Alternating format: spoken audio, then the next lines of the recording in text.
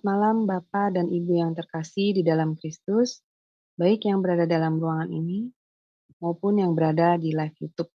Selamat bertemu kembali pada acara pembelajaran Eklesiologi pada hari Kamis tanggal 13 Juli 2023 di kelas tema Adonai yang akan disampaikan oleh narasumber kami yaitu Pak Pendeta Epaphroditus Bhakti Satoto, yang malam ini temanya adalah baptisan kudus. Tema yang sangat menarik untuk kita pelajari dan ketahui. Baik, sebelum acara ini dimulai, mari kita awali dengan berdoa terlebih dahulu. Saya minta kesediaan dari Bapak Aras untuk memimpin doa pembukaan. Dipersilakan Pak Aras. Baiklah, kita mulai doa sama-sama. Bapa di surga, terima kasih. Engkau masih beri kami kekuatan di sesi terakhir di Jum Sema Adonai. Bapa, sebentar kami mau belajar tentang baptisan kudus. Urapilah hamba-Mu, Pastor Epaphroditus Bhakti Satoto. Biarlah setiap kata dan kalimat boleh menjadi rema dan berkat buat kami yang mendengarkannya. Biarlah Tuhan ajari kami melalui pelajaran baptisan kudus supaya kami mengerti. Kami ingin Engkau kudus, kami kudus juga. Dan ini yang ditakuti oleh iblis. Dan juga Ibu Aileen juga kami serahkan pada tangan-Mu. Beri dia hikmat untuk memimpin acara ini dari awal hingga akhirnya. Dan hamba-Mu yang IT, Bro Codex dan Trinity juga Engkau urapi. Biar semua acara berjalan dengan baik. Dan hai iblis, kuasa-kuasa gelap yang coba mengganggu, mencuri firman, inilah Engkau dari ruangan Jum Sema Adonai. Terima kasih Bapa.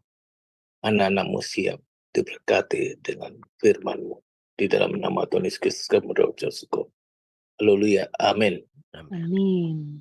Baik, terima kasih Pak Aras untuk doanya. Baik Bapak Ibu yang terkasih dalam Kristus, sebelum memulai acara pembelajaran ini, kita akan terlebih dahulu melihat dan mendengarkan profil dari Pak Pendeta Epaphroditus Bhakti Satoto. Dipersilakan kepada Pak Kodex, operator kami.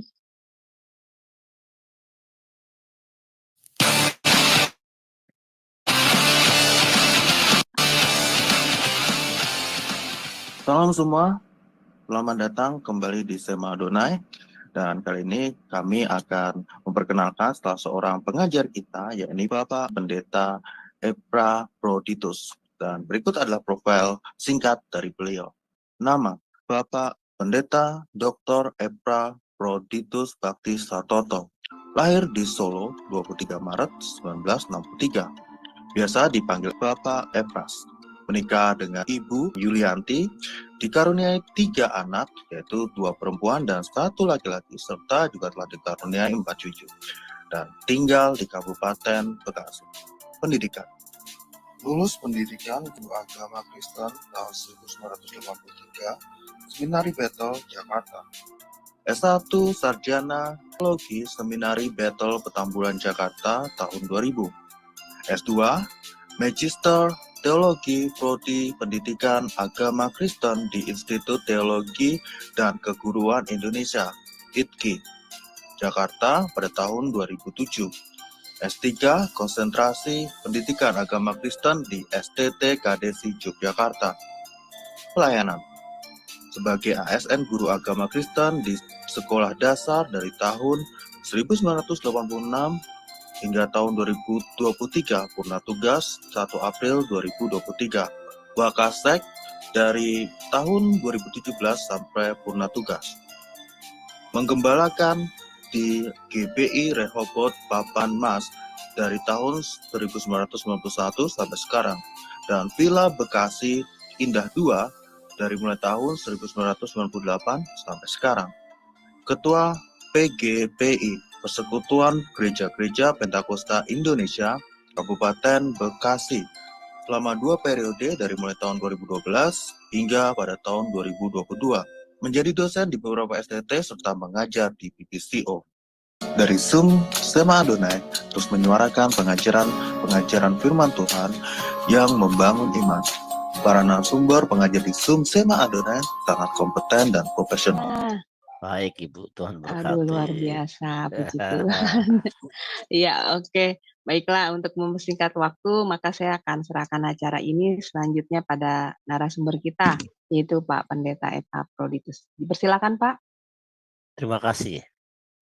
Nah, beberapa minggu yang lalu kita sudah bicara soal senjata keselamatan. Artinya bahwa keselamatan mesti harus kita pegang melalui firman Tuhan. Firman Tuhan itu yang menjaga kita, firman Tuhan yang terus membawa kita dekat-dekat dengan Tuhan, supaya kita terus membangun hubungan dengan Tuhan.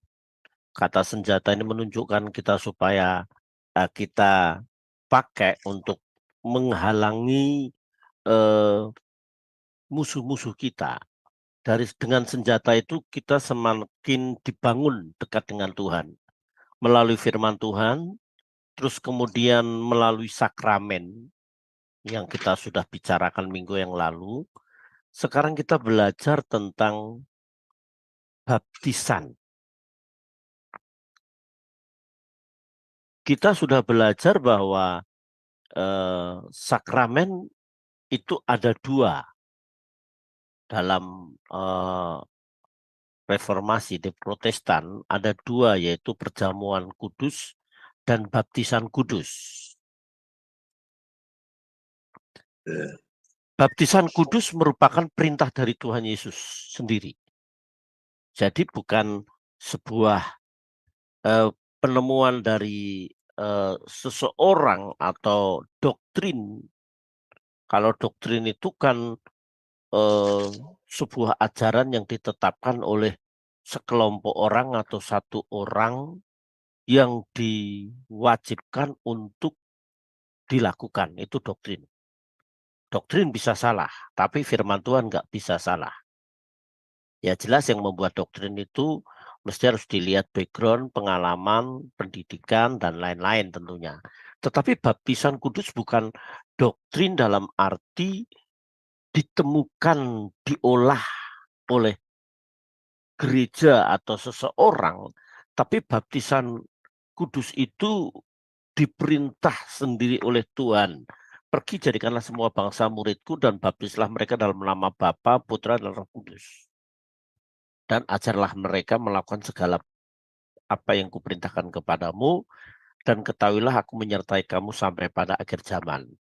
Markus 16 ayat 16, barang siapa percaya dan dibaptis akan selamat, dan barang siapa tidak percaya akan dihukum. Jadi bukti dari dia percaya itu mesti dia harus masuk dalam baptisan. Karena melalui baptisan itu ia memiliki komitmen, dia berjanji mati bersama Tuhan dan bangkit bersama Tuhan. Baptisan bukan perintah yang baru. Sebab orang-orang kafir yang ingin masuk menjadi umat Allah, dengan masuk menjadi Yahudi, harus dibaptiskan terlebih dahulu. Tetapi baptisan orang yang tidak percaya, yang masuk menjadi umat Allah, yang disebut baptisan proselit itu bukan perintah Tuhan, itu merupakan peraturan agama Yahudi. Ya, peraturan agama Yahudi. Nah, peraturan ini bisa dibuat oleh Sanhedrin atau ahli Taurat atau itu Saduki pada waktu itu tentunya. Ya, tapi itu sebuah peraturan. Baptisan Yohanes dilakukan atas nama Tuhan Allah dan Yesus mengakuinya. Sehingga Yesus mau dibaptis oleh Yohanes Pembaptis. Itu dalam Lukas 32, Yohanes 1:33, Matius ini saudara tahu ayat-ayat ini ya.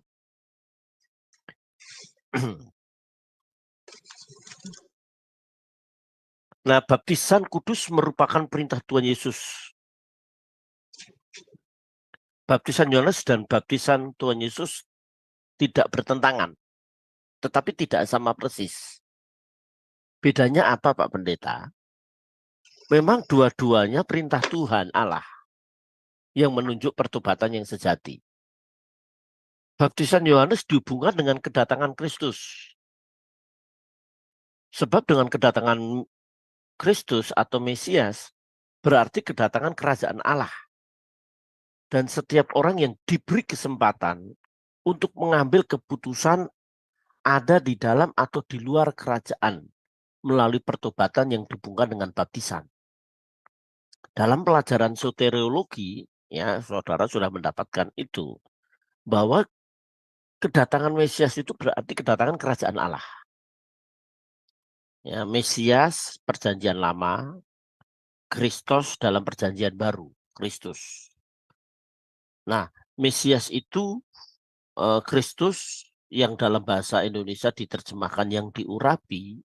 Orang yang diurapi pada waktu itu dia tunduk dan kepalanya disiram dengan minyak, begitu, ya, dengan minyak sebagai tanda dia disahkan, dilantik seperti raja, imam atau nabi. Jadi orang yang diurapi itu raja, imam dan nabi, dan Kristus memiliki jabatan itu. Nah, kita melihat bahwa baptisan Yohanes itu membawa setiap orang untuk mengambil keputusan ada di dalam atau di luar kerajaan melalui pertobatan yang dihubungkan dengan baptisan. Mengambil keputusan karena apa? Karena manusia memiliki free will, kehendak bebas. Memiliki kehendak bebas. Kita pun juga memiliki kehendak bebas. Kita 1000 kali mendengar firman Tuhan. Untuk kita taat atau tidak taat itu pendeta tidak bisa memaksa. 10 kali kita mendengar tentang mengampuni, kalau kita tidak bisa mengampuni hanya Tuhan yang tahu. Gitu loh. 10 atau 1000 kali kita mendengar khotbah tentang memberi, mengasihi, menolong, mengempati. Tetapi kalau kita memiliki keputusan untuk tidak melakukan, kita punya hak untuk itu. Kita punya hak untuk memutuskan apa kita ada di dalam Tuhan atau di luar. Artinya, apakah kita mau taat atau tunduk? Pertobatan. Orang yang mau bertobat, dia masuk dalam baptisan. Barang siapa yang ingin masuk dalam kerajaan Allah akan mendapat pengampunan dosa dan kasih karunia Allah. Jadi dengan pertobatan, dia mengikrarkan diri masuk dalam baptisan. Dengan baptisan itu dia boleh mendapatkan pengampunan dosa dan kasih karunia Allah. Grace atau karisma. Ya. Pengampunan Allah, anugerah Allah itu ya. Sola fide sola gracia. Keselamatan itu mendapat pengampunan dosa, jelas mendapatkan damai dan mendapatkan keselamatan, mendapatkan kebenaran. Rom 5 ayat 1. Ya. Dengan iman kita dibenarkan, dikaiosoni. Ya, rightness dibenarkan, yang salah dianggap benar. Itu hebat sekali. Sehingga kita hidup dalam damai sejahtera dengan Allah. Nah, baptisan Yohanes sebagai tanda untuk menunjuk akan kerajaan Allah yang akan datang dan nyata dalam diri Yesus Kristus. Baptisan yang diperintahkan Tuhan Yesus, baptisan yang berlaku dalam gereja. Nah, baptisan Yesus bukan hanya menunjuk kerajaan Allah yang akan datang, melainkan mewujudkan serta mengukuhkan kedatangan Kristus. Kedatangan Kristus. Dan baptisan itu sebagai tanda dan meterai kerajaan Allah yang telah datang. Ini nanti kita akan khusus bicara tentang baptisan sebagai tanda, baptisan sebagai meterai. Tetapi kita tahu bahwa setiap orang yang ada di dalam Kristus atau orang yang sudah dibaptis dalam Kristus, dia harus mewujudkan ya, atau mengukuhkan eksistensinya ia ada di dalam Kristus. Sebab saat orang dibaptis, baptis itu nanti kita akan, kalau waktunya terkejar, akan ada beberapa macam baptisan. Ya, kalau kita melihat etimologi baptis itu dari kata baptiso, yang artinya dicelup dan diberi warna baru. Jadi orang yang sudah dibaptis itu dimasukkan ke dalam air, itu mati bersama Tuhan dan keluar dari air. Seperti Yesus, ketika Yesus keluar dari air, maka Roh Kudus turun. Inilah anakku yang kukasih, kepadanya aku berkenan. Berarti bahwa orang yang masuk di dalam baptisan, dia mengikrarkan diri bahwa dia itu ada dalam Kristus. Berarti orang yang ada di dalam Kristus, dia harus mewujudkan karakter Kristus dalam hidupnya. Jangan baptis itu hanya karena mau menikah atau ikut-ikutan. Sebab baptis itu sebuah ikrar. Markus 10:38 kata Yesus pada mereka, kamu tidak tahu apa yang kamu minta. Dapatkah kamu meminum cawan yang harus kuminum? Dan dengan baptisan yang harus kuterima. Baptisan ini bicara tentang kayu salib. Penyaliban Yesus sebagai baptisan yang harus ia terima. Dimasukkan ada dalam situasi. Cawan itu kan melambangkan penderitaan. Makanya ketika Yesus ada di Taman Getsemane, ya Bapa, jikalau engkau mau, lalukanlah cawan ini daripadaku.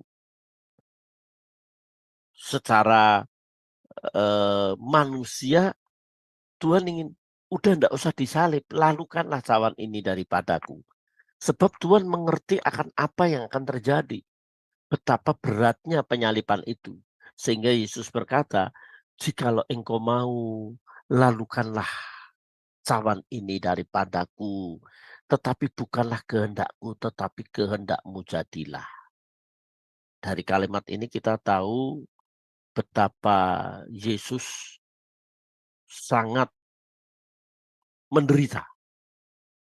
Yang kedua, kita tahu doa Yesus tidak didengar Bapa di surga. Kalau doa ini didengar, jelas kita tidak mendapatkan keselamatan. Bapa tahu itu. Makanya cawan itu tidak akan berlalu. Cawan itu tetap diminum. Baptisan itu tetap diterima. Supaya dunia diselamatkan. Namanya aja juru selamat. Dia orang yang menyelamatkan. Dengan tidak didengar doanya di Taman Getsemane, maka kita diselamatkan. Suatu berkat yang besar. Jadi kita tidak boleh dan tidak perlu menyalahkan Tuhan. Kalau doa kita sudah bertahun-tahun tidak didengar Tuhan. Sebab Tuhan itu maha bijaksana dan Tuhan itu tahu apa akibatnya kalau doa itu didengar atau dikabulkan. Penyalibannya sebagai baptisan yang mendatangkan pengampunan dosa. Ya. Tuhan Yesus bersedia dibaptis oleh Yohanes Pembaptis. Ini kembali ke awal, menunjukkan Yesus adalah benar-benar hamba Tuhan yang menderita. Dia mau mengempati, dia mau menjadi sama dengan manusia. Dengan dibaptis oleh Yohanes menunjukkan Yesus sebagai manusia dan bersedia menanggung hukuman mereka supaya ada pengampunan. Orang percaya dibaptis atau dicelupkan dalam kematian Kristus telah ikut dalam disalibkan bersama Kristus. Sehingga dia bisa berkata, hidupku bukannya aku lagi, tapi Kristus dalamku. Hidupku bukannya aku lagi, tapi Yesus dalamku. Yesus hidup dalamku. Berani enggak kita nyanyi lagu itu? Kalau hidup kita masih dalam tanda kutip brengsek. Perkataan kita masih menyakitkan hati orang. Perkataan kita ketus, ego kita masih tinggi. Luka batin kita enggak hilang-hilang, enggak bisa mengampuni. Kita masih kasar, kita masih menegur orang sembarangan. tidak memperhitungkan ada siapa, bagaimana perasaan orang itu. Kalau kita masih seperti itu, beranikah kita bernyanyi, hidupku bukannya aku lagi? Kalau Yesus sendiri mau dibaptis, dia mau mengempati. Dia tahu sebagai manusia yang mau menderita. Dan Tuhan juga menjadi contoh. Yohanes kan sebenarnya tidak mau baptis dia. Aku lebih baik kau baptis. Tapi Tuhan berkata, untuk itu kita menggenapi kehendak Allah. Taat. Ya, kalau kedudukannya dia lebih tinggi, tapi dia taat. Ini bisa harus kita contoh loh. Ya, mungkin bos kita tidak pendidikan kinnya tidak tinggi, kita lebih pinter gitu. Tetap yang namanya anak buah tetap hormat. Ya, pelayan-pelayan Tuhan harus hormat sama pendeta gitu. Tunduk pada atasan. Itu mesti kita contoh Yesus kok. Yesus aja mau dibaptis oleh Yohanes menunjukkan dia itu rasa hormat pada pimpinan gitu loh. Tapi kenyataan kan banyak orang begitu. Ya, istri tunduklah pada suami walaupun istrinya itu gajinya lebih gede daripada suami, tetap tunduk. Sekalipun suami itu kurus kering kayak sapu lidi, terus istrinya itu brut gemuk gede gitu, ditiup aja suaminya bisa terbang, ya tetap hormat gitu loh. Kita bisa harus meneladani Yesus dalam hal-hal yang seperti ini, saudara yang dikasih Tuhan. Yesus mau dibaptis oleh Yohanes karena memang dia hormat. Ya, dengan demikian kita menggenapi kehendak Allah. Kalau Yesus egois, lu siapa? Gitu loh. Yohanes saja berkata, membuka tali kasutnya pun aku tidak layak. Coba. Membuka tali kasut itu kan pekerjaan daulos. Hamba yang paling rendah. Ada daulos, ada diakonos. Daulos itu mengabdi, pengabdiannya paten. Dia tidak punya hak untuk dirinya sendiri. Itu daulos. Dia hanya melakukan dan menyenangkan apa yang diperintahkan tuannya. Gitu. Yohanes saja berkata begitu loh. Aku membuka tali kasutnya, Yesusnya nggak layak. Tapi Yesus nggak sombong. Nggak tinggi hati. Dia mau dibaptis. Wah, ini pelajaran nih saya saat mempersiapkan ini. Saya terheran-heran. Yesus tidak membaptis dengan air, tapi murid-muridnya yang membaptis. Membaptis Yohanes, ya. Baptisan Yohanes. Yesus tidak membaptis sejumlah orang, melainkan seluruh umat manusia karena kematiannya. Yang tadi itu. Oleh karena kematiannya, semua orang masuk di dalam pertobatan yang sejati. Atau baptisannya yang sejati itu di kayu salib tadi. Dicelupkan, dimasukkan, ada dalam suasana. Di situ Yesus mencelupkan arti baptis, ya, baptiso yang tadi saya singgung. Ya, bersama Kristus. Ikut disalibkan. Nah, setelah peristiwa di Golgota, gereja diperintahkan untuk melakukan baptisan sebagai sakramen, sebagai tanda dan meterai. Baptisan gereja melambangkan kematian dan kebangkitan Kristus. Manusia lama kita telah disalibkan dan dikuburkan saat dimasukkan ke dalam air dan saat keluar dari air melambangkan hidup yang baru. Baptisan Kristus yang demikian hanya dimengerti dengan iman gitu loh. Jadi saat orang mau bersedia dibaptis, berarti dia bersedia mematikan. Ya, menyalibkan dan mematikan karakter lamanya. Sehingga dia mesti harus bernyanyi, salibkanlah aku Tuhan, ku rela, ku sedia disalibkan, agar ku menjadi milikmu yang benar. Salibkanlah aku Tuhan. Kita tidak akan bisa menjadi benar di hadapan Tuhan kalau kita tidak mau mematikan kedagingan kita. Dan mematikan kedagingan kita itu diwujudkan melalui baptisan. Itu upacara gerejawi, itu sakramen. Tetapi untuk mematikan itu tidak waktu kita dibaptis kemudian besok paginya kita tidak lagi berbuat dosa dalam arti langsung. Nah, itu masih dalam pergumulan. Tetap dalam pergumulan. Ya, tetap dalam penyangkalan. Dalam hidup yang baru. Ya. Jangan jadi orang bilang itu zombie-zombie. Mayat-mayat hidup yang jalan. Ya, tidak ada perubahan. Tidak ada perubahan. Nah, ini baptisan itu hanya dimengerti dengan iman. Iman di sini dalam arti kalau kita melihat dalam 1 Yohanes 5 itu ya, bahwa iman itu mengalahkan dunia. Karakter-karakter dunia itu. Iman itu taat, tunduk. Dengan iman itu kita menyangkal diri.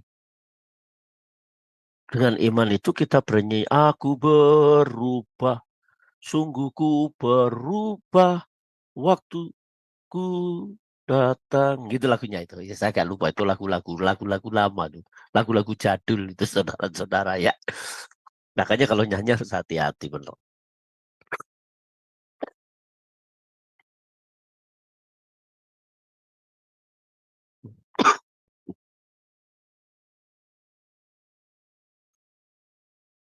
Nah, ini kita hubungkan baptisan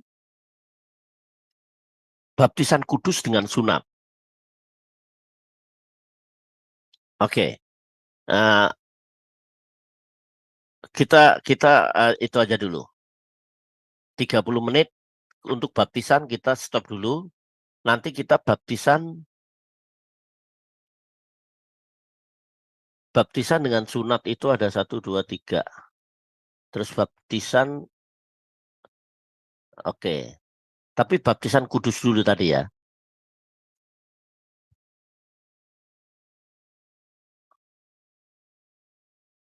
Bentar, ini, stopirnya di atas, subsirnya. Oke, sedikit demi sedikit, Bu Aling, ada pertanyaan Iya, enggak? baik, Sedikit Pak. dulu. Ini Nah, ini sudah ada Ibu Yani yang akan bertanya nih, Pak Epras. Oke, ya. dipersilakan. Ibu Yani. Selamat malam Pak Pendeta. Oh, Pak Yani. Oke. Bapak Yes. ya. Oke. Silakan, Pak. Topiknya tentang iman ya Pak Pendeta. Ya, iman. Baptisan. Baptisan. Ya. Baptisan kudus. Kita khusus baptisan kudus. Habis ini kita baptisan berhubungan dengan sunat, baptisan dengan yang lain tentunya. Iya. Jadi baptisan itu identik dengan pengkudusan, betul tidak Pak? Saya kira kurang tepat kalau pengudusan itu dalam arti disisihkan. Jadi setiap orang percaya itu disisihkan. Kalau baptisan itu sebuah komitmen orang mati bersama Tuhan dan bangkit bersama Tuhan. Jelas kalau orang sudah mati dan bangkit bersama Tuhan, dia ada dalam pengudusan. Tapi kalau dilihat memang ada hubungannya. Tetapi kalau dilihat dari definisinya memang berbeda gitu Pak. Kalau kata kudus itu kan gados. Bahasa Ibraninya gados. Gados itu artinya disisihkan dari dunia ini dan diperuntukkan sesuatu yang mulia. Itu gados. Kalau bahasa Yunani kan hagios. Kudus itu. Hagios, iya. Ya. Aku pernah dengar. Oke, itu dulu Pak. Silakan adminnya. Ya, baik. Terima kasih Pak Yani. Oke, ada lagi yang mau bertanya tentang materi baptisan kudus ini? Iya, silakan. Oke, ada Baik, saudara. Kalau tidak ada kita lanjut. Berarti sudah jelas ya. Jelas enggak? Gitu. Jelas apa? Iya. Jelas apa bingung nih Pak? Apa Dia terlalu tanda cepat ya? tanya tuh. Terlalu Enggak Pak. cepat enggak? Enggak ya? Tidak. Iya, nanti Oke, kalau dilanjutkan. seandainya suara saya kurang kedengaran tolong di Iya, Pak gitu. Sebab suka iya, itu saya pakai gini suka ketarik gitu. iya. Baik Oke, Pak. Ya, oke. Lanjut dipersilakan. aja Ya, ya. ya. Baptisan kudus. Baptisan kudus dan sunat.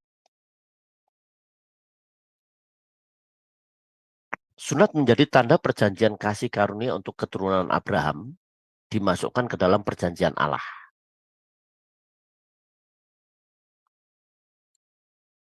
Sunat itu sendiri tidak menyelamatkan, sebab yang menyelamatkan adalah iman.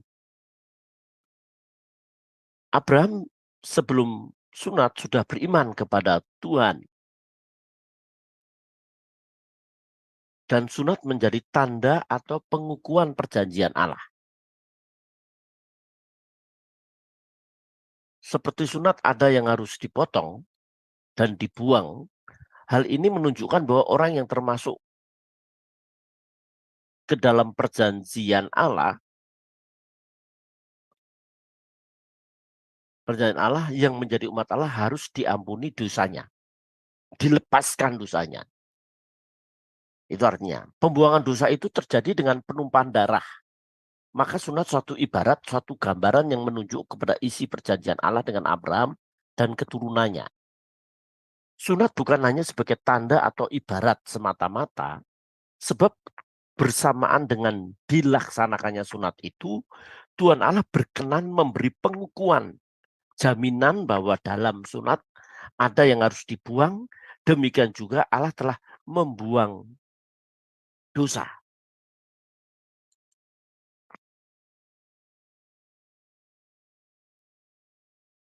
Dalam perjanjian, ya dalam perjanjian lama, juga terdapat agar orang jangan hanya memperhatikan kepada sunat lahiriah semata-mata, sebab yang perlu adalah sunat hati. Sunat hati artinya hatinya harus kudus, bersih daripada dosa. Ini yang tadi yang ditanyakan. Ya, kudus. Gados, hagios. Dari urean di atas, dalam perjanjian lama yang dipentingkan adalah kekudusan hati yang hanya mungkin dimiliki. Ya, mohon maaf saya kadang-kadang nulisnya pakai ya. Perantaraan kurban penumpahan. Menumpahkan darah. Dan hanya mungkin dimiliki orang yang benar-benar beriman. Nah, ini saya kurang menantang. Ya, benar-benar beriman. Kolose 2 ayat 11-12, dalam dia kamu telah disunat. Bukan dengan sunat yang dilakukan oleh manusia, tetapi dengan sunat Kristus yang terdiri dari penanggalan akan tubuh yang berdosa. Karena dengan dia kamu dikuburkan dalam baptisan, dan di dalam dia kamu turut dibangkitkan juga oleh kepercayaanmu kepada kerja kuasa Allah yang telah membangkitkan dia dari antara orang mati. Jadi baptisan itu memiliki hubungan dengan sunat. Nah, Kolose 1 ayat 11-12 menunjukkan sunat hati, yaitu tentang pengampunan dosa yang dilaksanakan dalam penumpahan darah sudah dipenuhi dalam Yesus Kristus. Karena Kristus telah sengsara mati di kayu salib dan dikuburkan dan dibangkitkan di antara orang mati. Dalam persekutuan dengan Tuhan Yesus, orang percaya sudah dikenakan sunat hati. Hal ini terjadi dalam baptisan. Sebab dalam baptisan orang beriman disalibkan, mati, dan dikuburkan, dan dibangkitkan. Nah, dari uraian yang tadi dapat disimpulkan bahwa baptisan sebagai ganti sunat dalam perjanjian lama. Makanya Paulus berkata sunat dan tidak sunat, tidak ada faedahnya. Sebab ajaran masuk yang dalam kitab dalam orang-orang Galatia itu, orang yang mau percaya kepada Kristus harus disunat. Maka Paulus menulis, ya, sunat tidak berarti itu siapapun yang memberitakan Injil yang baru terkutuklah dia. Ya, kalau sunatnya itu sebagai syarat diselamatkan, itu salah. Ya, kalau bicara soal kesehatan lain lagi. Dengan demikian orang Kristen tidak memerlukan sunat sebagai syarat keselamatan. Karena Kristus telah menggantikan penumpahan darah di kayu salib. Sesungguhnya aku Paulus berkata kepadamu, jikalau kamu menyunatkan dirimu, Kristus sama sekali tidak akan berguna bagimu. Kalau sunat ini dengan tujuan diselamatkan, ya, sama sekali tidak akan berguna. Tapi kan kita tahu bahwa sunat itu sebagai, dengan demikian orang Kristen tidak memerlukan sunat sebagai syarat keselamatan. Karena Kristus telah menggantikan penumpahan darah itu. Galati 5 ayat 6, sebab orang-orang yang ada di dalam Kristus, Yesus hal bersunat atau tidak bersunat tidak mempunyai sesuatu arti. Hanya iman yang bekerja oleh kasih. Nah, iman itu saudara. Ya.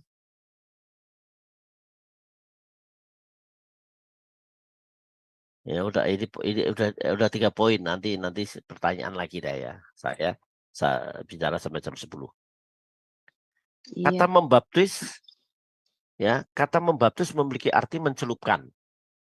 Adapun pelaksanaan baptisan adalah demikian orang yang dicelupkan ke dalam air atau diperciki air.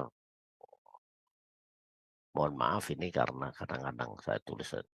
Baptisan adalah tanda yang menandai perjanjian Tuhan Allah dalam baptisan merefleksikan. Wah, kadang-kadang saya kalau ngetik itu enggak saya lihat lagi, merefleksi. Tangannya terlalu cepat. Atau menggambarkan janji-janji Tuhan Allah, yakni bahwa kurban Kristus Tuhan Allah berkenan mengampuni dosa orang yang dibaptis dan memberikan hidup yang kekal. Jadi dengan baptisan itu orang mendapatkan yang namanya pengampunan dan hidup yang kekal. Tetapi bukan sebatas dibaptis dalam tanda kutip, terus titik. Baptis itu masih titik. Ada hal yang mesti harus dikerjakan untuk memperoleh hidup yang kekal.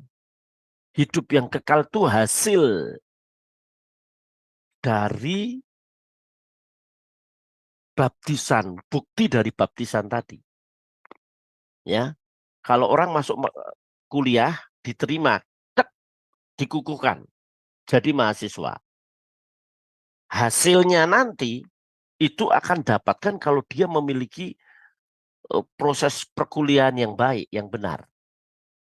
Nah, orang percaya yang dibaptis dalam nama Allah Bapa dan Roh Kudus dipersatukan dengan karya penyelamatan Allah Tritunggal. Ya, Allah Bapa yang mengutus anaknya dalam Yohanes 3 ayat 16, karena begitu besar kasih Allah ke dunia ini sehingga ia mengaruniakan anaknya yang tunggal, gitu kan? Mengaruniakan supaya setiap orang yang percaya tidak binasa melainkan hidup yang kekal. Aku akan minta kepada Bapa supaya Roh Kudus turun ke atas kamu, yang mengajar, mendidik, mengingatkan. Nah, ini dipersatukan dengan karya penyelamatan. Jadi orang yang dibaptis itu merupakan sebuah komitmen, ya, janji untuk hidup lebih serius, lebih sungguh-sungguh gitu. Karena kamu semua yang telah dibaptis dalam Kristus telah mengenakan Kristus. Seperti seorang mengenakan pakaian dalam tugasnya. Kalau orang diterima menjadi polisi atau tentara, terus mendapat baju itu, berarti dia punya tanggung jawab. Mengenakan baju itu bertanggung jawab. Saya 1 Maret 1986 saya diangkat jadi pegawai negeri. Ya. Ya, saya ingat 131543017. Saya hafalkan terus tuh. Oh, ini pada waktu itu walaupun sudah ganti. Kalau saya pakai baju putih-putih waktu itu, guru, rasanya hati-hati sekali ngomongnya di jalan, ya, gayanya pakai baju putih-putih. Nah, orang yang sudah dibaptis berarti dia mengenakan pakaian baru. Tadi baptis itu memberi warna baru. Adanya rasa tanggung jawab. Jadi kalau ada orang pacaran, yuk kita nikah. Oke nikah, yuk diberkatin. Hore, aku sudah nikah, sudah punya istri. Jangan horenya saya punya istri, membangun rumah tangga. Kelanjutan membangun rumah tangga, hidupin anak orang, terus punya anak, menggedekan anak. Itu yang perlu dipikirkan. Jangan hanya, hore saya sudah menikah punya istri. Demikian juga ibu-ibu, hore saya sudah mengandung dan punya anak. Jangan hanya pikir punya anak, mengandung dan punya anak. Bagaimana membesarkan anak itu, menyekolahkan, tumbuh kembang dengan sehat, sempurna, mengenal Tuhan, menjadi orang yang berarti, berguna. Nah, orang yang dibaptis, oh puji Tuhan saya sudah dibaptis. Justru dengan dibaptis itu diberikan tanda supaya kita lebih sungguh-sungguh. Sebab orang yang sudah dibaptis itu mempersatukan orang beriman dengan Kristus. Yang mempersatukan orang beriman dengan Kristus. Dalam Roma 3-4, atau tidak tahukah kamu bahwa kita semua telah dibaptis dalam Kristus, telah dibaptis dalam kematiannya. Ya. Dengan demikian kita telah dikuburkan bersama dengan Dia dan dibaptis dalam kematian supaya sama seperti Kristus telah dibangkitkan dari antara orang mati oleh kemuliaan Bapa, demikian juga kita akan hidup dalam hidup yang baru dan turut diberi tempat bersama-sama dengan Dia di surga. Waduh, kita itu bersyukur, saudara. Kalau kita sudah mau menjadi satu dalam baptisan itu. Jadi jelaslah bahwa ada hubungan yang erat sekali di antara baptisan dan sengsara, kematian, pemakaman, serta kebangkitan dan kenaikan ke surga. Nah, baptisan itu mempersatukan kita dengan tubuh Kristus, yaitu gereja. Karena kita sudah dibaptis, berarti kita mengenakan pakaian Kristus itu, mengenakan kebenaran, pakaian kebenaran. Dalam hal ini tidak ada orang Yahudi maupun orang Yunani, tidak ada hamba, orang merdeka, tidak ada laki-laki atau perempuan, karena kamu telah satu di dalam Kristus Yesus. Jadi orang yang masuk dalam baptisan, itu harganya mahal. Baptisan sebagai meterai.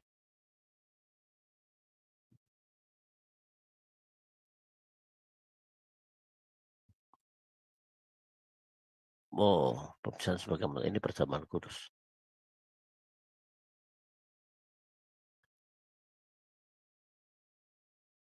Jikalau orang percaya telah dimeteraikan oleh Roh Kudus, atau Roh Kudus telah memeteraikan, hal itu menunjuk kepada sifat karunia Roh Kudus.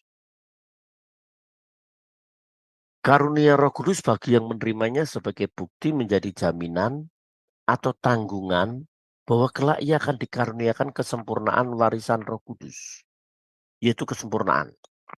Itulah sebabnya maka karunia Roh Kudus itu disebut karunia sulung roh. Karunia sulung roh atau Roh Kudus sebagai jaminan.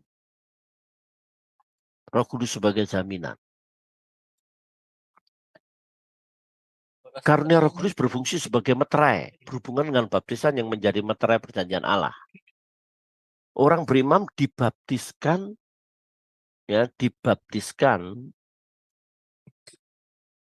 dimeteraikan di dalam baptisan, artinya orang beriman karena bersedia dibaptis, menerima janji Tuhan Allah dan menyandarkan diri kepada janji-janji itu. Dengan menerima baptisan, orang beriman benar-benar dimeteraikan oleh Allah. Sebab sakramen dimaksudkan untuk mengkuatkan iman, keselamatan, jangan sampai goyah. Jadi dengan baptisan tadi, orang terus tetap ada dalam lingkungan, dalam suasana, di dalam kekuatan iman, supaya dia tidak goyah. Ya.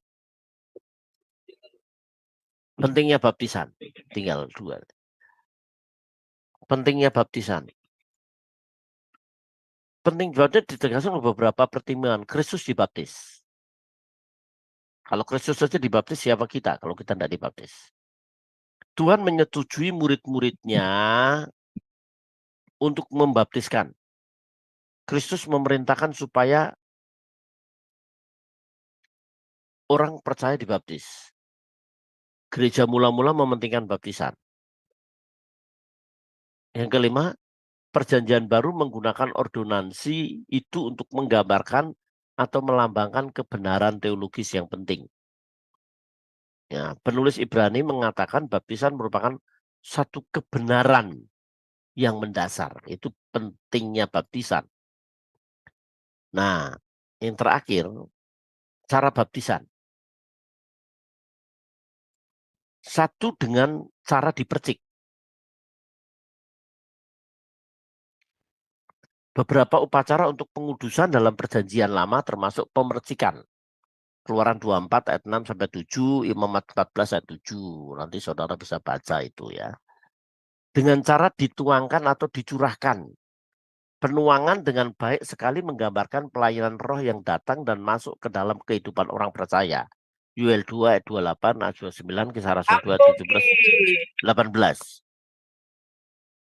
Yang ketiga, dengan cara selam penyelaman memang merupakan arti utama dari baptisu yang melambangkan mati terhadap kehidupan lama dan bangkit dalam kehidupan baru.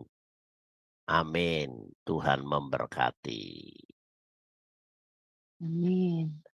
Ya, Baik. bentar. Pertemuan ke-9.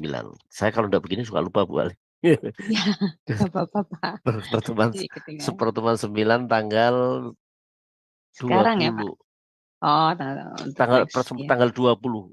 Itu 20. Tanggal 20 Juni. Juli Juli, ya? Pak. Iya, Juli. Ketiknya ya kalau biar. Ya. Saya kadang-kadang kalau ngetik kan nggak ngeliat kan, bukan salah-salah mulu. Aduh. Ya dimaklumi lah.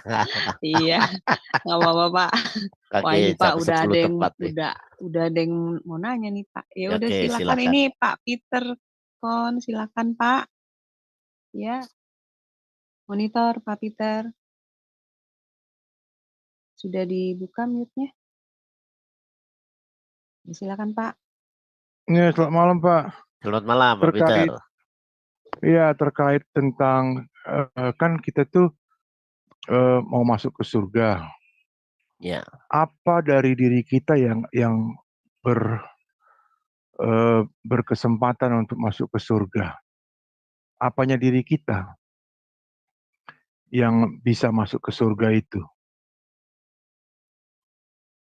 Apanya diri kita ini? Kita itu kan kita nanti kalau sudah meninggal, ya dalam 1 Korintus pasal 15, kita masuk dalam tubuh yang baru. Kalau tubuh kita ini kan fana, ya. Nanti kita di surga seperti kita ada dalam dunia ini, tapi mengenakan tubuh yang baru tentunya, seperti di 1 Korintus pasal 15 tadi, Pak. Apanya kita yang akan mengenakan tubuh baru itu? Eksistensi kita, keberadaan manusia, seperti sekarang ini kan manusia itu terdiri dari tubuh, jiwa, dan roh. Nah, tubuh itu kan eksistensi manusia yang dapat dilihat dari luar. Jiwa ada eksistensi manusia yang dilihat dari dalam.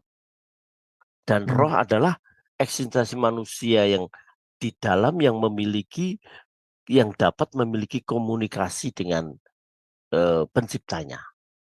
Nah, saya terlalu yakin bahwa dalam kerajaan surga nanti seperti kita ada dalam dunia ini, dalam langit baru dan bumi baru itu, dalam kerajaan Allah itu seperti tubuh eksistensi kayak sekarang ini, tapi dengan tubuh yang baru. Saya setuju, tapi kita perlu penjelasan. Pertama-tama, saya memohon dengan sangat, admin jangan blokir saya. Saya mau diskusi dengan Bapak ini. Jadi, saya kasih pandangan saya sebentar, Pak? Oke, silakan. Saya terbuka Bapak memberikan pandangan. Oke. Jadi dalam tubuh kita ini ada roh, ada jiwa, ada daging. Roh kita itulah yang kita sebut dengan nyawa atau roh yang ditiupkan Allah. Itu wajib kembali kepada Allah karena itu datangnya dari Allah. Sedangkan darah dan daging itu wajib kembali ke tanah. Ya, Tetapi tadi saya jiwa katakan ini, gitu. Ya, tetapi jiwa ini akan dihakimi. Nah, jiwa ini datangnya dari tanah. Karena jiwa ini adanya, dia ada setelah tanah itu menjadi hidup. Jadi Bapak tolong koreksi saya. Jadi roh Allah, itulah nyawa kita, itu pasti kembali kepada Allah. ya Itu itu dijelaskan di setuju, ayat jelas. 7 Pak ya. Daging dan darah itu harus kembali ke tanah. Nah, jiwa ini ada dari asalnya tanah. Jadi dia terbentuk dari tanah. Jadi ini yang akan dihakimi. Kalau dinyatakan lolos dia, maka dia diberikan tubuh yang baru. Artinya yang dibangkitkan pada hari penghakiman itu adalah jiwa kita. Dan jiwa kita ini mempunyai bentuk atau rupa yang sama dengan tubuh kita. Contohnya misalnya dikatakan di kitab Wahyu, jiwa-jiwa yang kepalanya terpenggal, katanya kan. Berarti jiwa Ya. itu pun memiliki kepala kan gitu. Artinya dia memiliki bentuk sama dengan, karena dia menjiwai seluruh tubuh kita. Jadi jiwa itulah yang akan dibangkitkan di hari kiamat. Kalau dia lolos, dia akan memberikan tubuh yang baru. Sampai sejauh ini, Bapak setuju nggak sama saya? Yang bangkit itu jiwa untuk dihakimi. Ya. Kalau dia setuju ya, oke. Nah, persoalannya kita hampir dekat di sini, Pak. Kita akan diberikan tubuh yang baru. Ya, itu saya setuju. Tubuh yang baru. Tuhan berikan tubuh yang 1 Korintus 15. Ya, pertanyaannya, ini yang jadi tantangan ya. Tolong jangan diblokir saya, Pak ya, karena ini pemikiran. Oh, saya tidak pernah blokir, Pak. Enggak, ini orang-orang di sini suka aneh-aneh. Jadi begini, Pak. Ya, ya, oke. Pertama, Kita Tuhan, lihat waktu ya, oke, lanjut. ya, Tuhan tidak akan mungkin merubah apa yang sudah Dia tetapkan. Bahkan ketika ada dosa, apa yang Tuhan rencanakan, apa yang Tuhan tetapkan itu tidak akan bisa berubah. Nah, konsekuensi dari pernyataan itu bahwa firman Tuhan itu kekal tidak bisa berubah. Kita melihat apa yang Tuhan tetapkan dari awal untuk Adam dan Hawa. Dia menggunakan tubuh, dia menggunakan darah itu. Jadi kita akan kembalikan ke situ. Jadi ketika Paulus berkata bahwa darah dan daging tidak dapat kembali ke surga, tidak dapat tempat untuk di surga, tentu yang dibicarakan Paulus di sini adalah darah dan daging dari tanah yang berdosa. Itulah yang tidak bisa kembali ke surga. Tetapi ketika kita diberikan tubuh yang baru, bahannya apa? Saya jawab, bahannya adalah tanah, tapi tanah surga. Itulah tanah yang suci, itulah yang kudus tanah itu. Yaitu kita dikembalikan kepada kondisi Adam sebelum dia berdosa. Jadi ketika Tuhan mengatakan di tempat kerajaanku kita makan minum, sama seperti Adam makan minum. Jadi tubuh yang baru itu, tubuh kemuliaan itu, saya bisa definisikan, yaitu tubuhnya si Adam sebelum dia jatuh dalam dosa. Di situ ada darah dan daging, tapi suci dari tanah yang suci, masih suci tanah itu. Jadi Paulus, saya ulang Pak ya, ketika Paulus mengatakan darah dan daging tidak dapat kembali ke surga, itu dia bicara tentang darah daging dari tanah yang berdosa ini. Ya, tubuh yang berdosa. Iya, jadi darah dan daging yang tak berdosa itu dari tanah surga. Itu akan diberikan pada kita. Karena yang rencana Tuhan dari awal adalah bahwa kita itu akan menggunakan tubuh. Kalau dosa bisa membuat Tuhan berubah rencana, berarti Tuhan kalah dari dosa. Bagaimana menurut Tuhan Bapak? gini, Alkitab mengatakan Kejadian pasal 6, maka menyesalah Allah. Kata menyesalnya Allah itu bukan Allah berubah.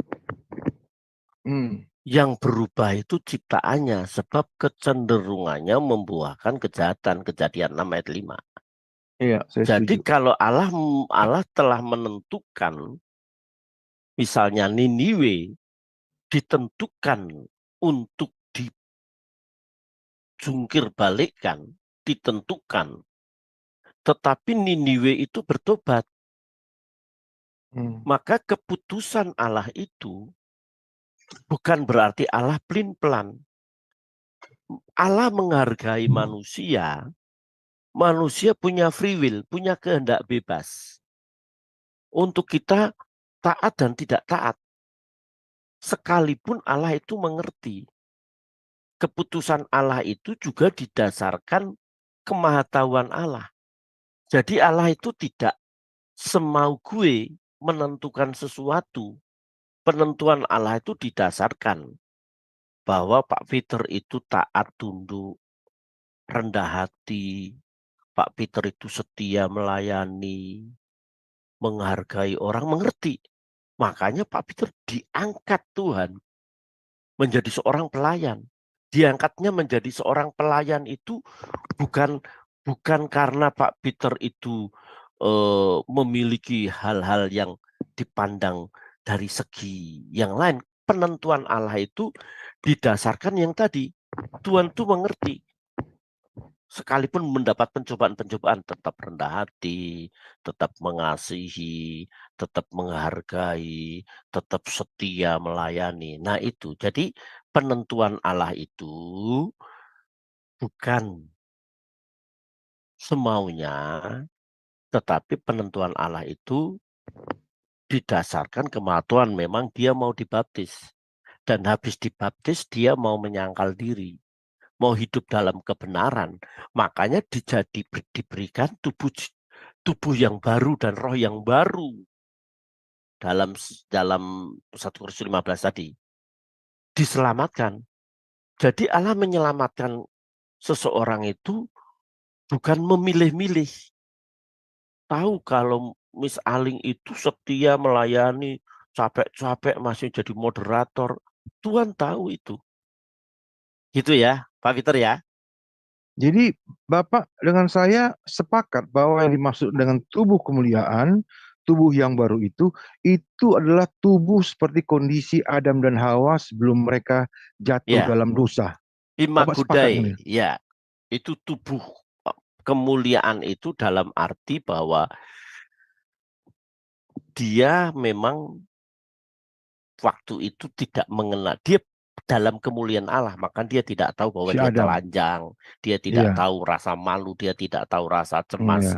Nah, setelah dia jatuh dalam dosa, dia tahu secara psikis dosa itu takut, cemas, bimbang, ragu, malu, dan lain-lain. Secara fisik kan diusir, dia harus melahirkan, dia harus kerja keras. Oke, terima kasih Pak Peter ya. Jadi Pak, satu lagi pertanyaan. Ada konsekuensinya dari kesepakatan kita ini bahwa tubuh kemuliaan itu, ini baru kita dua ngomong ini Pak secara serius.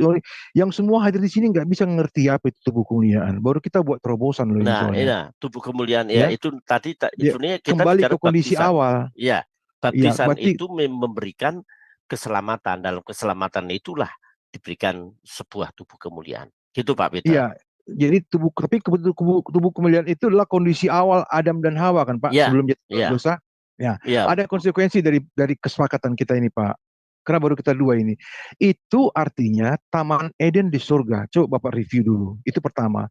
Kedua, berarti di Taman Eden itu ada oksigen, ada hewan dan tumbuhan.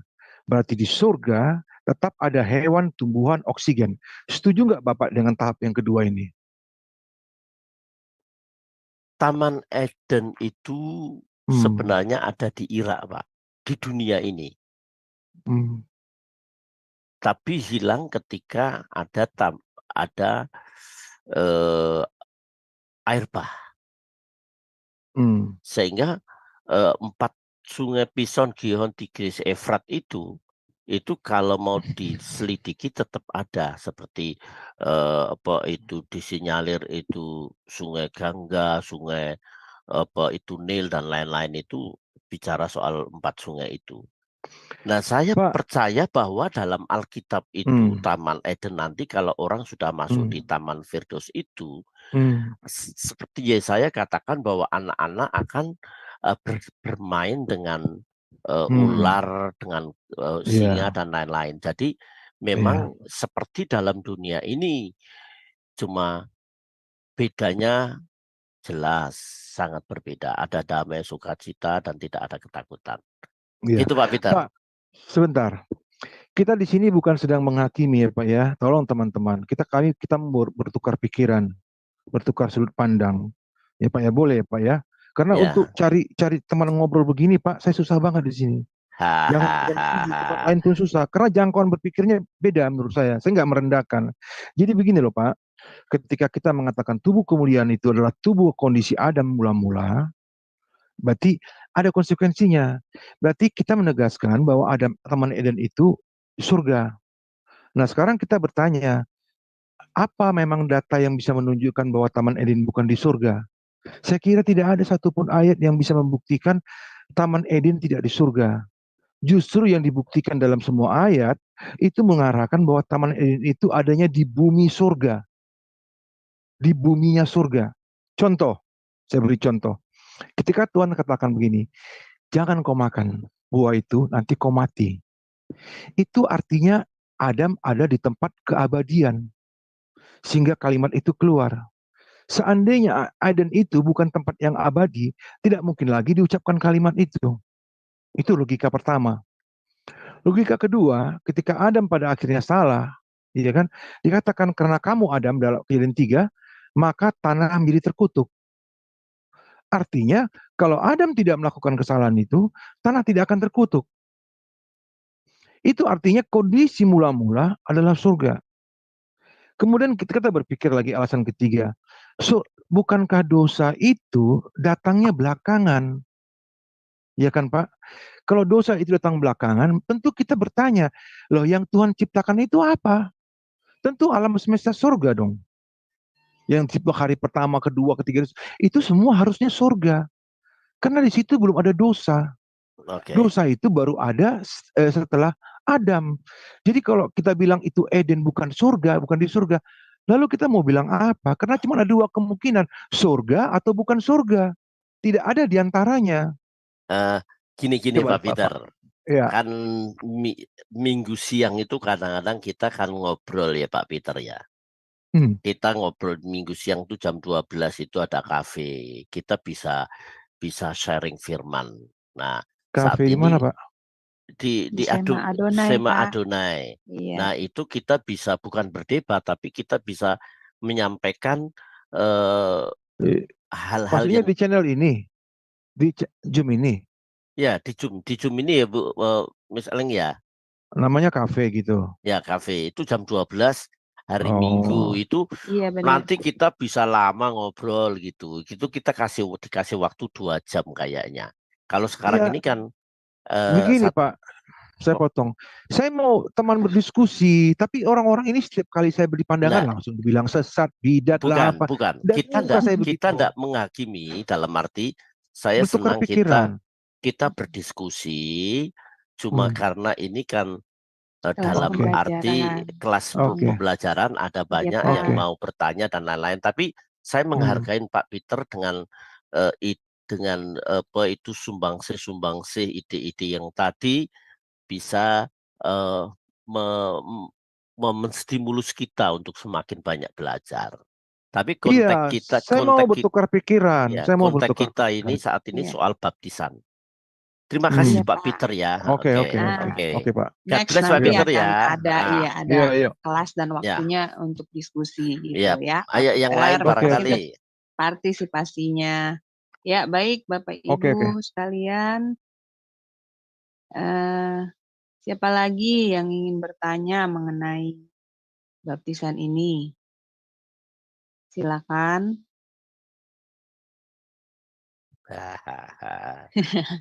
Pada Pak, Tapi kalau nggak ya. saya yang nanya deh Pak. Ya. Pak, tadi kan ada dibilang baptisan percik dan baptisan selam ya Pak ya. Ya. Kalau Katolik itu kan sudah pasti baptisan percik ya.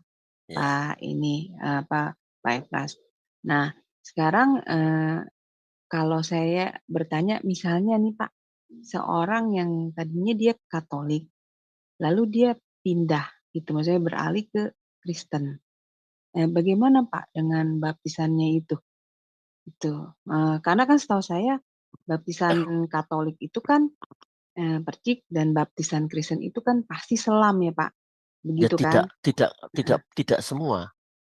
GKJ, Oh, saya mhm, GKJ dulu dipercik. mmm, Biasanya karismatik mhm, itu yang diselam. oh GPIB, gitu, GKJ, GKI, HKBP, apakah itu apakah dia juga diselam?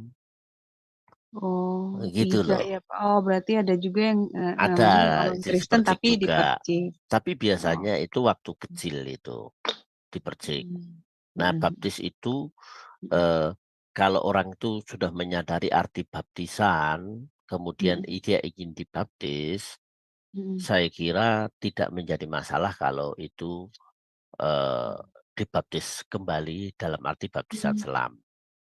Tapi juga mmm, tidak diharuskan baptis 2 kali. Ada pendeta-pendeta yang mengharuskan baptis 2 kali.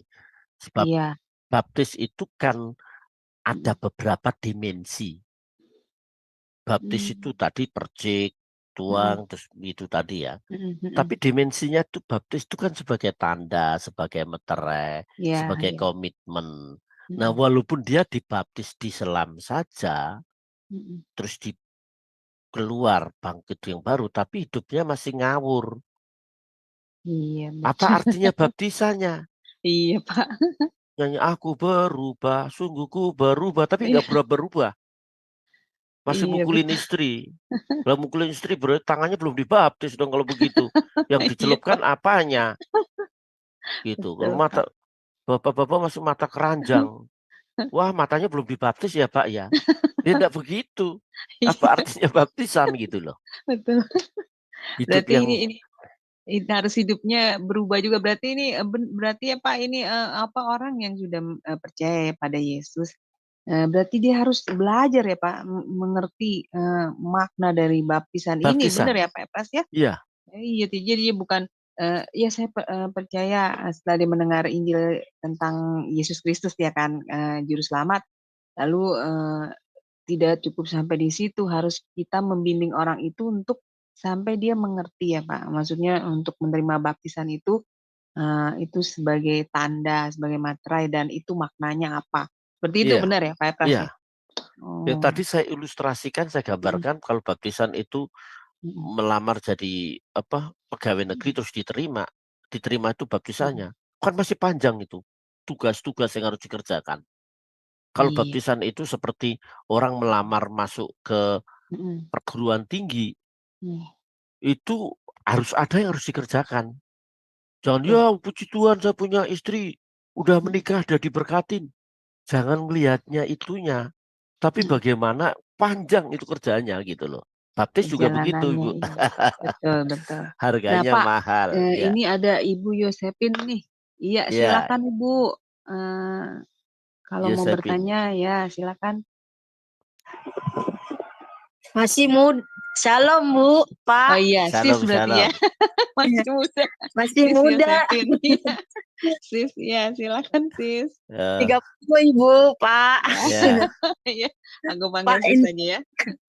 Pak, saya mau tanya nih. Eh, saya kan dari gereja GPIB nih. ya, Kan baptisnya itu kan ada CD nih.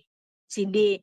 Nah, udah saat itu CD lalu pindah ke gereja lain, apakah eh, di gereja ini misalnya contohnya di gereja GBI gitu ya. Nah, harus ada baptism lagi kah untuk bisa masuk ke dalam gereja ini? Gitu loh. ya, ya. Oke.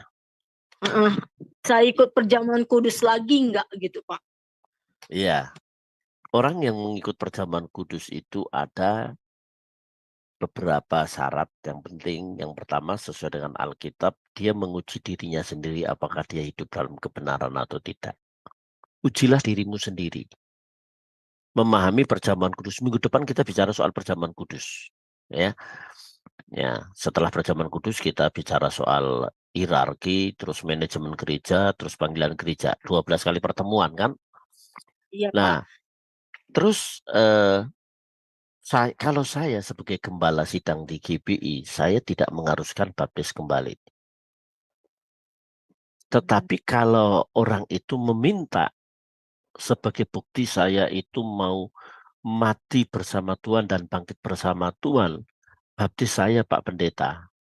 Saya kasih bimbingan 3 bulan atau 2 bulan, ada pelajaran-pelajaran dulu supaya mengerti arti baptisan, gitu. Tapi kalau tidak meminta juga sah dia sebagai anak Tuhan. Oh, Gitu. jadi kita misalnya kalau yang udah CD ini masih bisa gitu masuk ke gereja-gereja yang lain gitu. Misalnya Bisa. kalau kita CD kan, Ya, terus apakah nggak diharuskan atau diharuskan untuk baptis Islam lagi atau gimana itu? Soalnya ya saya pernah begitu sih, Pak. oh ya, saya kembali ke pendetanya itu, gembala sidangnya. Gembala sidangnya. Pemahaman baptisan tentang pendeta itu, terus aturan gereja itu. Ada orang yang masuk gereja ini harus dibaptis, walaupun dia sudah dibaptis di tempat lain. Ada yang begitu. Kalau baptisan itu bukan sebuah aturan dalam tanda arti menjadi anggota, atau mau menikah terus dibaptis, salah itu. Bahwa baptisan itu merupakan sebuah komitmen mati bersama Tuhan dan bangkit bersama Tuhan. Sehingga dia bisa berani hidupku bukannya aku lagi, gitu loh. Yosepin ya, saya panggil Yosepin aja ya. Iya, Pak. Iya, ya. Kan visinya kayaknya nggak asing dengan saya. Saya lihat ya. Ya, Yosepin Murid ya. RBO itu, Pak. Oh gitu ya. Oh, Iya, gitu. Ibu Yusepin. Murid RBO. Oh gitu Iya. ya. Makanya saya nggak asing. Jadi gini, tergantung pendetanya. Kalau saya nggak memaksakan, kecuali dia nggak punya surat, gitu ya. Nggak punya surat, kemudian dia ingin dibaptis. Kalau nanti satu kali mau menikah harus pakai surat, gitu. Ya itu saya bimbing dulu. Baptisan itu saya adakan bimbingan, bukan ayo dibaptis main celupin aja. Saya bimbing, ada bimbingan. Saya punya seorang konselor untuk membimbing khusus baptisan, khusus pernikahan ada di gereja kami. Nanti terakhir baru saya, gitu. Oke, bagaimana, Yosepin? Pak Epes, kalau maksudnya gereja ada aturan bahwa misalnya seseorang itu masuk dalam lingkungan gereja tersebut, nah, kemudian dia mempunyai aturan untuk mengadakan baptis ulang, sebenarnya itu sah-sah aja ya, Pak Epes ya, seperti itu ya. Karena sebenarnya kan pengertian dari tadi Pak Epes bilang baptisan itu kan sebenarnya bukan seperti itu pengertiannya ya kan. Iya. Nah, itu sah-sah aja ya Pak sebenarnya pihak Sah gereja menurut seperti itu. dia, tapi tidak sah menurut Alkitab. Oh Alkitab iya itu benar. sahnya itu sah menurut peraturan gereja itu. Peraturan gereja kan bukan firman Tuhan. Iya benar. Gitu loh. Tapi firman Tuhan pergi jadikanlah semua bangsa menjadi dan baptislah itu perintah. Nah itu dihubungkan dengan Galati pasal 3 ayat 20, terus kemudian Rom pasal 6, orang yang dibaptis mati bersama Tuhan dan bangkit bersama Tuhan. Komitmen. Jadi buat apa kalau orang itu hanya pacaran mulu, enggak mau menikah? Iya seperti itu ya Pak. Berarti gini ya Pak, berarti kalau misalnya ada teman saya gitu, dia Kristen udah lama gitu Pak, tapi belum dibaptis-baptis. Nah itu dia. Ya itu dia Pak. Itu harusnya dia dibaptis ya Pak ya sebagai Iya, tanda materai ya. Matera itu Markus 16 ayat 16 tadi. Barang siapa percaya dan Iya. dibaptis diselamatkan dan barang siapa tidak percaya akan dihukum. Iya Tapi kalau baptis, ini iya. Kalau ini Pak berarti posisi orang kayak teman saya ini berarti kan dia sudah percaya gitu, mengimani, cuma dia harus mengesahkan ya Pak ya, imannya itu ya. Usahakan. Iya. Coba kalau ada orang apa itu Haletnya Yusupin bilang, kita pacaran aja ya enggak usah nikah. Yusupin juga enggak mau. Iya, iya. Saya akan harus kasih tahu teman saya Pak kalau yang adek maksudnya Ya dia kan belum dibaptis pernikahan gitu. itu sebagai tanda menjadi Iya. satu kan gitu kan. Betul. Bukan dengan dibaptis itu dia menjadi satu, kematian dan Iya. kebangkitan gitu. Iya, pentingnya Iya. baptisan itu ya Pak, betul ya. Oke, Gitu. Pak. Ya, terima Iya, kasih. iya. Gimana ya? Sudah jelas ya? Sis? Iya. Jelas, Bu Aleni. Ya, Iya. sama-sama. Ya baik, siapa lagi Bapak Ibu yang ingin bertanya tentang baptisan atau menambahkan juga Iya, boleh ini ya Pak Pras ya. yang ulang tahun nggak Iya. nanya. Bu Heni mau menambahkan tidak? Monitor. Saya Bu dari Heni. kemarin masih Sudah batuk saya aja. nyimak betul semua yang Betul. diajarkan. Iya. Puji Tuhan. Jadi kita harus menerima baptisan loh ya, untuk melengkapi Iya. panggilan kita sebagai anak Tuhan. Benar nggak Pak Efra? Oh iya, iya. Iya. Yang tadi katakan Iya. tadi, nggak ada orang, kita pacaran terus aja deh dan nikah. Itu Iya. nggak bener. Iya.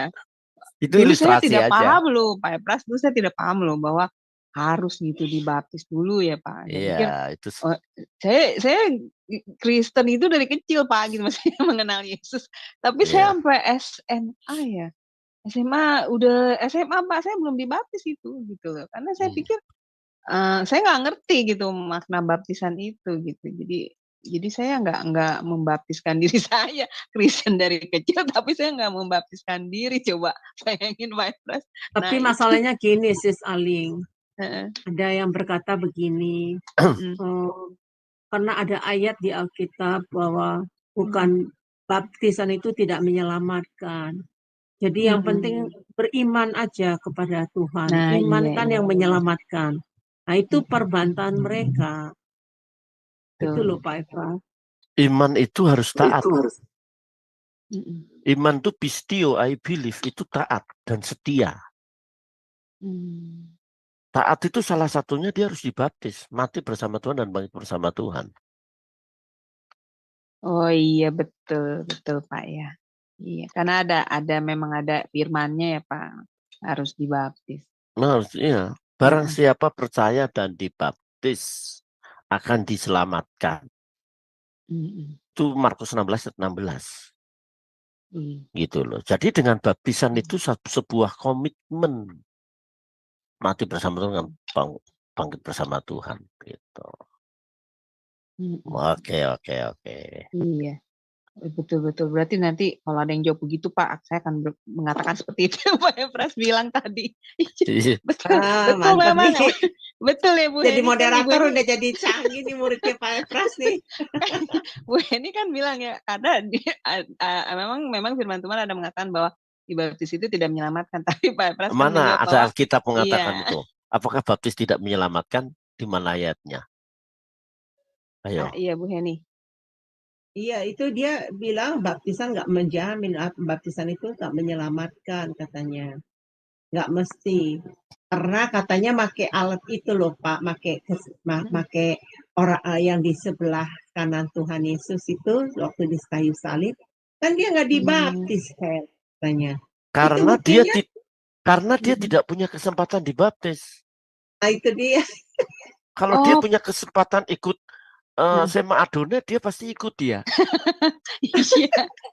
Tapi tidak punya kesempatan ikut Sema Adonai, tidak punya kesempatan melayani, dia tidak punya kesempatan dibaptis. Tapi dia punya iman. Dalam arti saat dia itu menjadi perampok itu dia merampok pada masa Yesus. Dia pernah melihat sehingga dia bersaksi. Kalau kita dihukum, kita wajar lah. Tapi dia nggak bersalah kok. Nah, itu kan itu iman itu. Imannya itulah yang menyelamatkan dia. Hari ini juga kamu masuk aku ke Taman Firdaus. Kita loh, nanti saja kalau aku mati, mau seperti orang apa itu penyamun di ya kalau Jahat masih ya. ingat, kalau langsung ketabrak bajai langsung innalillahi gimana? Iya benar. Iya benar sekali. Pak Oke. Epras berarti ini buat orang yang sudah maksudnya misalnya orang ini lagi sakit dan dalam keadaan sekarat, tapi di saat detik-detik akhirnya dia mau maksudnya menerima Yesus sebagai juru selamat, dia juga bisa diselamatkan ya Pak ya, Iya, walaupun dia tidak mengalami itu ya Pak iya. Dengan baptisan dia ya. percaya, iya. Oh, Tapi kalau dia punya iya Pak. kesempatan dibaptis, kesempatan Mm-mm, bertobat, kesempatan mm-mm, untuk dia bertumbuh, mm-mm, dia harus lakukan itu. Nanti jangan sampai iman tanpa mm-mm. perbuatan adalah mati. Oke. Yakobus pasal yang ke Oh iya, pertama itu loh. betul, betul. Oh, puji Oke. Tuhan banget ya, Pak Epras. Tuhan itu baik Iya, sekali ya. kita itu Maksudnya, punya dikasih heeh, kesempatan kok. Kok iya, banyak orang iri begitu. Oh, orang yang yang penyamun di pinggir di samping hebat Yesus saja sekali. tidak Iya. itu. Ya dia tidak punya kesempatan ikut melayani. Dia punya kesempatan, tapi dia tahu kenal siapa Yesus. Pengenalan itu, kesaksiannya itu menunjukkan dia kenal. Dia percaya gitu. Oke. Wah, luar biasa materi malam ini. Semoga yang mendengarkan ini jadi benar-benar mengerti ya, Pak. Iya, iya, iya. Dapat pencerahan, Puji pikiran dan Tuhan. hatinya terbuka, ya mengerti akan kebenaran firman. Ya, baik Bapak Ibu semua, apakah masih ada yang mau bertanya? Ini sudah berjalan 1,5 jam, tidak terasa ya Pak Epras. Iya, seru kalau kita belajar tentang kebenaran firman. Iya. Ya baik Bapak Ibu semua, apakah masih ada yang bertanya? Ya kelihatannya udah paham Udah kali ya, mereka ya. iya. Cuman Iya. mungkin terakhir Iya. kali Sis Aling ya. Yang Heeh. tadi yang Pak Epras tadi katakan. Jadi belum ada kesempatan ya. Jadi makanya waktu saat-saat terakhir, titik-titik terakhir sebelum ajal menjemput dia, terus Tuhan menilai, oh ini dia bertobat, nah dikasih kesempatan buat Iya, dia ya. luar Tapi biasa bagi ya. orang yang sudah percaya tapi belum mengambil jalan itu, berarti boleh dikatakan memberontak ya Pak ya? Iya. Memberontak kepada perintah Tuhan, Yang nggak Iya. taat. Imannya kosong. kosongnya. Iya. Imannya nggak berkualitas. Gitu loh. Betul. Kita semua beriman, tapi tidak semua iman kita itu berkualitas. Sejauh mana iman kita berkualitas, sejauh mana kita taat dan tunduk gitu. Jadi dari pertanyaan Ibu Heni tadi, orang di samping itu tidak punya kesempatan. Nah sekarang kita punya kesempatan. Ayo kita sungguh-sungguh. Kita Iya, benar. siapkan di kesempatan untuk kita mengasihi, kesempatan kita untuk belajar, kesempatan kita memberi, kesempatan mengampuni, kesempatan melakukan segala satu. Kita lakukan dengan sungguh-sungguh. Kesempatan. Kalau saya tidak punya kesempatan lagi ya jangan nyanyinya apa itu, hidup ini adalah kesempatan. Hidup ini Iya, untuk Pak. melayani Tuhan. Jangan Betul. sia-siakan waktu yang Tuhan beri. Hidup ini Hidup. hanya sementara. Nah, kalau hanya bisa nyanyi begitu, nggak tahu bahwa hidup ini sempit gitu loh. Kota kita kapan habisnya kita kan nggak tahu. Iya, Pak. Betul Oke, oke, oke. sekali. Ada kalau Iya, kita iya. ngobrol bisa sampai pagi kita. Iya benar. Oke kalau Ya, gitu besok kita kerja semua tutup soalnya. ya Pak Epras kelas ini. Sebelumnya closing statementnya Pak, silakan. Dan setelah itu doa penutup dan berkat ya Pak. Terima Ya, kasih. oke. Yang pertama, baptisan itu perintah Tuhan yang mesti harus dilakukan. Tapi baptisan itu jangan hanya sebagai upacara gereja.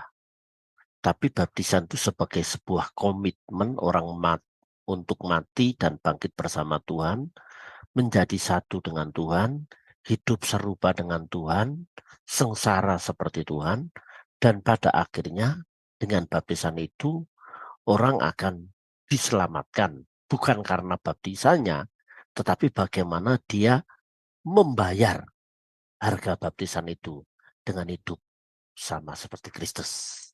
Amin. Ya, kita berdoa. Betapa kami bersyukur atas pembelajaran saat ini. Semakin kami memahami bahwa tidak ada artinya upacara agamawi khususnya baptisan kalau kami hanya sebatas mengikutinya dan tidak mau membayar dengan mahal, yaitu mati bersama Tuhan dan bangkit bersama Tuhan. Melalui proses pembelajaran ini, perkuliahan ini Tuhan, tolong kami. Kami punya kesempatan untuk kami boleh hidup seperti Kristus. Tuhan memberkati Miss Aling, Tuhan memberkati semua yang terlibat. Hamba-Mu tidak menyebutkan satu persatu. Semua yang terlibat di Sema Adonai, Tuhan memberkati. Dan semua orang yang mengikuti perkuliahan ini, baik yang ada di Zoom maupun di YouTube, Tuhan memberkati mereka sekalian. Terpujilah nama-Mu, secara khusus doa kami buat Ibu Heni yang hari ini berulang tahun. Tuhan memberikan kesehatan, panjang umur, sukacita, damai, sejahtera, dan biarlah diberkati untuk menjadi berkat. Pekerjaannya dibuatnya berhasil. Kemanapun ia ada dalam perlindungan Tuhan. Sebentar kami mau berpisah Tuhan, sertai kami, dan kami mau beristirahat bagi yang ada di Indonesia dan bagi yang ada di Amerika masih bekerja, Tuhan menyertai pekerjaan mereka. Kiranya damai dan daripada Allah Bapa dalam kasih Kristus Yesus serta persekutuan Roh Kudus menyertai saudara sekarang sampai Maranatha. Dalam nama Tuhan Yesus Kristus kami berdoa. Amin, amin, amin. Tuhan Haleluya, memberkati. puji Tuhan. Terima kasih Pak Epras untuk pelayanannya. Tuhan berkati. Tuhan memberkati. Juga nanti kelas ini akan tetap ada di minggu depan di hari Kamis dengan pukul yang sama, pukul 21.00 waktu Indonesia Barat. Terima kasih untuk para operator dan juga teman-teman, ibu bapak yang terkasih dalam Kristus yang sudah hadir dalam kelas ini. Selamat istirahat, Tuhan berkati. Shalom. Selamat shalom.